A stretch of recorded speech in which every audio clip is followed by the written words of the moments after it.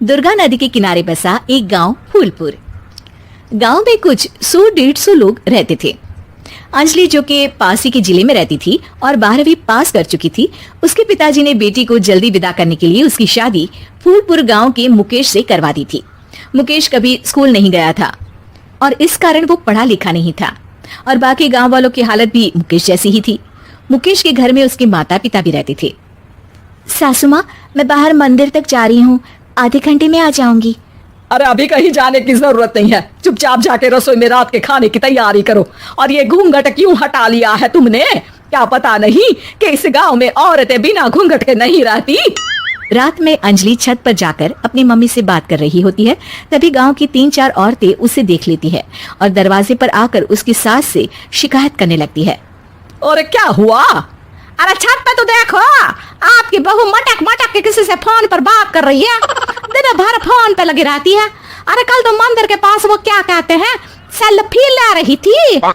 शहर की बहू रखना अच्छा शान की बात है, पर देखना इसके लक्षण से ये तो तुम्हारे परिवार को बदनाम ना कर दे।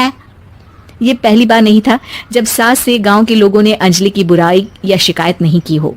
अब तो ये रोज की बात थी। अंजलि ये सब सुन लेती है। जब वो नीचे जाती है तो मुकेश भी वहां आ जाता है।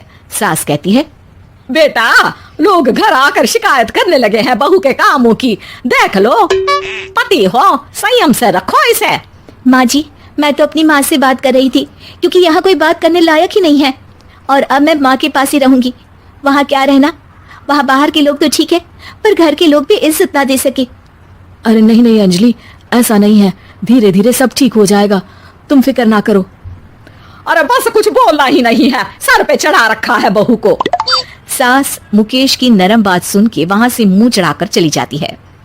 मैं तो कहती हूँ हम दोनों शहर चले जाते हैं। मैं पढ़ी लिखी हूँ, मुझे वहाँ नौकरी भी मिल जाएगी और थोड़े दिनों में आप भी वहाँ कुछ काम ढूंढ लेना। अरे नहीं नहीं अंजलि, हम यहाँ ना गांव का खेत, माँ पिताजी को छोड़कर शहर नहीं जा सकते। माँ पिताजी को कैसा लगेगा और गांव वाले क्या सोचेंगे? ये कहकर मुकेश सोने चला जाता है और अंजलि की गांव वालों द्वारा बुराई का सिलसिला बहुत दिनों तक चलता ही रहता है। लेकिन अंजलि गुस्सा ना दिखाते हुए समझदारी से काम लेती है। बारिश का मौसम चालू हो जाता है। जोरदार बारिश से पूरे गांव में हाहाकार मच जाता है। दुर्गा नदी में बाढ़ आ जाती है और बाढ़ का पानी पूरे गांव की फसल तबाह कर देता है।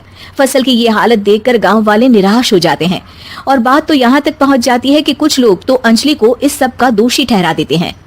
अरे पूरी फसल तबाह हो गई, पता नहीं किसकी नजर लग गई है। अरे जब से चौधरी परिवार में ये शहर की बहू आई है ना, तब से ही गांव की शांति चली गई है। इसके कर्म कांड से माँ दुर्गा नदी भी खुश नहीं है। ये सब सुनकर बेचारी अंजलि रोते हुए अपने घर चली जाती है। कुछ दिन बाद सभी गांव वाले अपनी फसल का मुआवजा लेकर अपने अपने घर आते हैं। मुकेश भी 1500 लेकर आता है। अंजलि को जब पासबुक दिखाता है तो अंजलि हैरान हो जाती है। अरे, ये पासबुक में तो उन्होंने 4000 की एंट्री करी है और आपको सिर्फ 1500 दिए। सच में? अरे वो सरकारी अफसर आपको बेवकूफ बना रहे हैं। सरकार की तरफ से हमें 4000 मिले हैं, लेकिन बाकी का सारा पैसा खुद ही खा रहे हैं। आप लोग के अनपढ़ होने का फायदा उठा रहे हैं।